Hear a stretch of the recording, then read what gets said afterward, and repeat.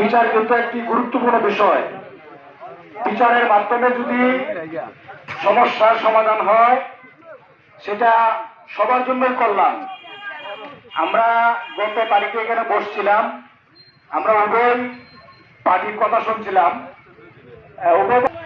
গত তারিখে এই দৃষ্টিকোণ থেকে আমরা আজকে এই লেট করা এখানে বসা, তো আজকে আমরা আবার তারা একটু আসতে লেট হচ্ছে বাদী পক্ষ, এই জন্য একটু লেট হইতেছে। নাহলে আমরা 10টায় শুরু করার কথা ছিল। তারা এখনো রাস্তায় আছে, কাছাকাছি হয়তো বা চলে আসছে, মেম্বার সাহেব কথা বলছেন। তো আমরা একটু কয়েক মিনিট হয়তো বা অপেক্ষা করলে চলে আসবেন তারা। বাদী পক্ষকে সামনে নিয়ে আমরা বিচারটা শুরু করবো ইনশাআল্লাহ।